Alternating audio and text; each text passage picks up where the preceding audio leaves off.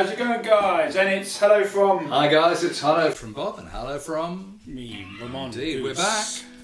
Yeah, we are back. And we're back actually on a Friday, aren't we? We're back on a Friday. Why is that, Bob? Well, we're back on a Friday because the idea is more shorter videos, loosely grouped around the subject of vintage guitars. Absolutely. And with an intention to publish on Fridays. Every 2 Fridays, every fortnight. Yeah, or it could be every Friday or every other Friday. Anyway, here we are. Yep. Telecasters. So we've got 2 Telecasters here. What years are these, Bob? Well, right old tat we've got in the room today. Right. Okay, so I'm holding my 73. It's 73, as you probably know, is not a great era for Fender or Gibson. But it's now vintage, 73. Well, for all intents and purposes. I know I'll get into trouble for this straight away, but for me, vintage is a lot earlier. I don't mind if people call these classic guitars, like you call them classic cars. Yeah. But Lamborghini Miura, for example, from the 70s, is a classic car. Or maybe it's not vintage. Or maybe if somebody's younger, then 73. It's a long time ago. Exactly. Absolutely. But for me, vintage defines an era. Right. And actually, there's no better example than today. This is what I would call a classic guitar, and it's an unusual guitar. You do get good guitars from the 70s. Yeah. Just not as many out of the batch. An awful lot of them are a bit doggy. And they came with a lot of sort of plasticky finish. A lot of goop, and the pickups weren't great, and this had F-tuners on, a whole load of junk. I've mucked around with this guitar a lot, but it's my main gigging guitar. It's probably worth... What's really interesting is the veneer rosewood is so thin. It's very thin, but for all I know, in a previous life, this may have been shot through and refretted. I don't know. I think they are quite thin. I think they are. I think so. I think so. So it's almost like you could play, if you played this so much, you'd play through it. Yeah, almost. It feels like that. It feels like paper. Yeah. But also, these came in both rosewood and maple. Yeah. This is a rosewood one. It's a good one. I've done lots of shit to it. I've got a 4-way switch on it, so I've got the pickups in both series and parallel in the middle. It's a nice guitar, and as I say, it's my main gigging guitar. It's utterly reliable, great. But how much did you buy this for? How much? 1,002. Nothing. It wasn't cheap. The story was that I actually had one in my possession which I lost, and I had to replace it for its owner. Yeah. And I liked it so much I went back and bought another one. So maybe 2-3 grand? Today? No, back then. Back then? No, less. It was a £1,100-1,200. £1,100-1,200 in 2002. It was a long time ago. I can't remember how long ago. It was a long time ago. But I mean, now what's it worth? 3.5 tops. You're right. Yeah. But by contrast, okay. So I'm sitting here with the 73. You're sitting here with a 52. So this is like the holy grail. This is like a 1959 Les Paul for Fender, really. Absolutely. These have now. I mean, they weren't that expensive maybe 10 years ago. Well, they were, but now they've really shot up, haven't they? Yeah, I mean, they weren't that expensive 10 years ago. They didn't have the same kind of cachet and all the rest of it Sunbursts did, but they've gone crazy now. And they've gone crazy because everyone suddenly realised, like me, that they are unbelievable.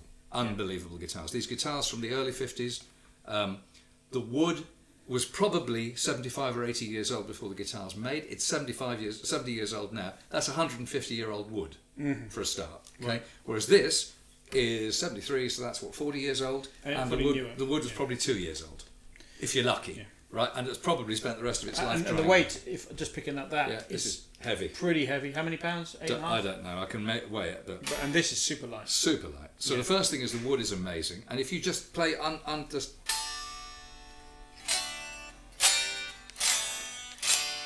This has much more resonance about it. Much more projection. Much more resonance, just as a piece of wood.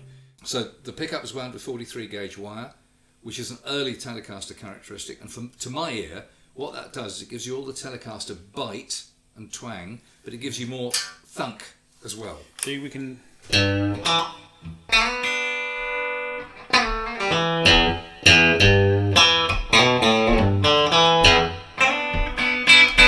So for my ear, the 43 gauge wire is a bit more thunk. Now the other thing that's crucial about these guitars is the magnets.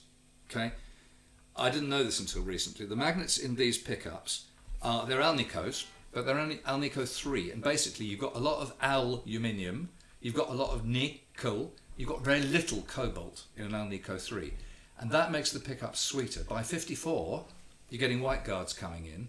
I don't really like white guards from 54, 55, 57, 59. Lots of my friends have got them. So they changed the composition of the... And I just think that they're like this. They're really sharp. But they changed the composition of the magnets. They did. And the magnets, the Alnico 3s, I'm told, it says, they make the guitar sweeter. And certainly my experience is they're sweeter. So...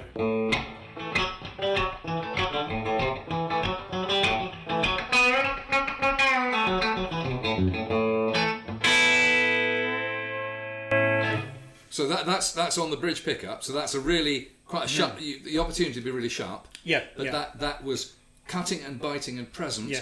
I've rolled the tone of it down. Not ice pick. No. And it had this kind of in the middle. It had this warmth and sweetness. Yeah, absolutely. Something to do with the pickups. I'm told. So the neck.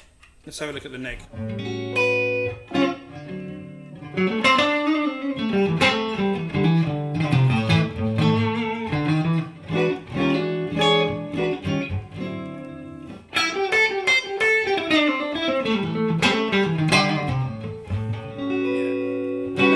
Important in early 52, this system here, okay, this was a volume control. This the neck pickup was with a heavy capacitor, so it was really muted. That was for playing, huge one, wasn't it? For playing bass. It was a big one. Really muffled. Okay. Yeah. The middle position was the bridge pickup only, and the far position was that this, what you'd know as a tone control, was a blender between the two pickups. Great sound, really interesting.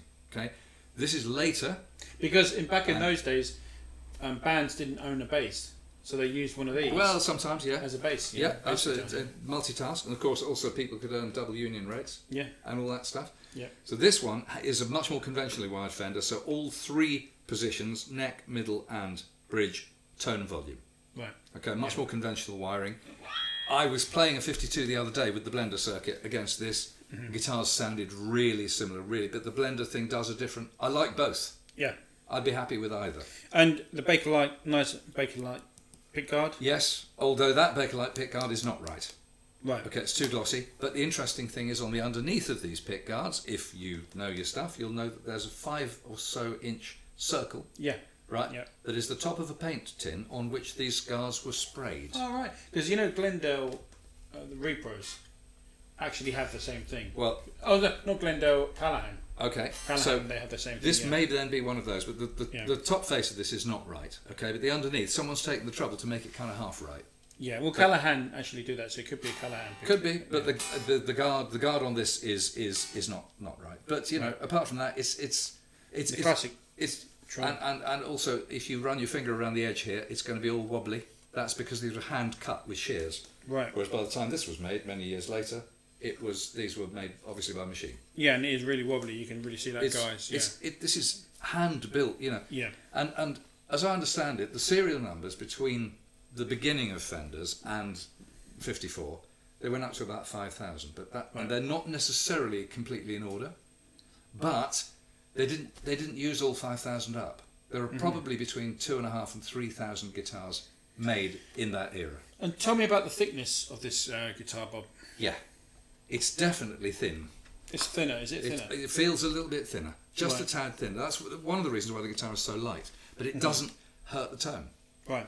So again, these were made in the Fender factory by hand, and so sanded by hand. So maybe the guy got a little bit of excited that day, and maybe. Now this is on the neck and the body. It's got the Tadeo Gomez pencil signatures and so on. But remember that Tadeo Gomez was the workshop supervisor. Okay, so he may or may not have shaped and made this guitar, but he was the supervisor in the room when this guitar was finished. And these are these called ferrules, aren't they? Ferrules, yes. But they're interesting because I think back in the day they did them so they went in a bit more indented. That's right. Whereas these ones are not. Those ones change in the mid-50s. They come out a bit more. Yeah. These ones from the 70s, except for that one, one fell out at a gig one day. I broke a string and I lost a ferrule, and so I had to replace it, and it's not right. But so we got an F stamped, obviously, on the. And a serial number, whereas here. That's blank. Yeah. So where would the serial number be on these? On the bridge pan. On the bridge. Right. Right. Oh, okay. And we've got a Fender, and it just says Telecaster in speech marks. And it's really nice because it's got this nice checking, hasn't it? I'll do a close up of that, guys. It's got some nice checking. I mean, it looks and feels like it should for an old guitar. Yeah, I mean, if people had known how much these were going to cost now, 20 years back, we'd all be buying them, wouldn't we? We would all have them, yeah. Yeah. And as you know, I'm on the trail of one. So another thing, this literally you could do everything on this one. It's kind of like a Les Paul Junior, isn't it? In that sense, isn't it? I just think it's if somebody had said to you, when Henry Ford introduced the Model T and said, okay, this is going to be the best car.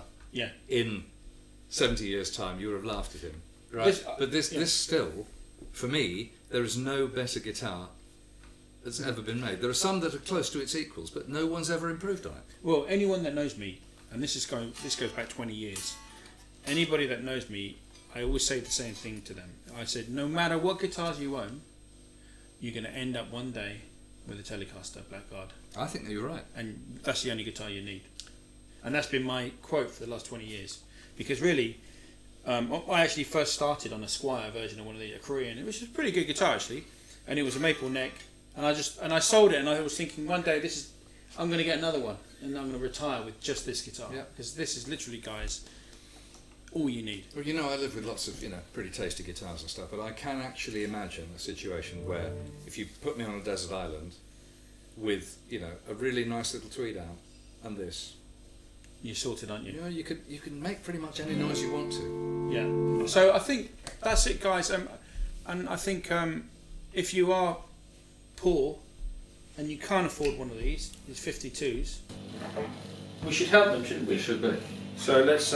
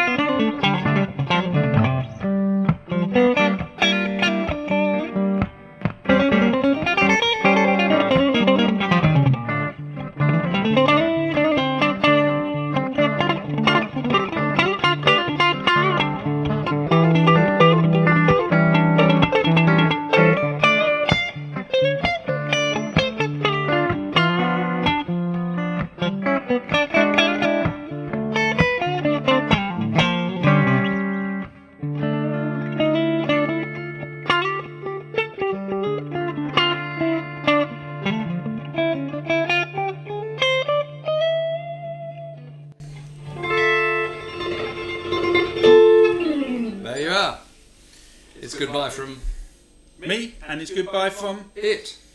See you next time.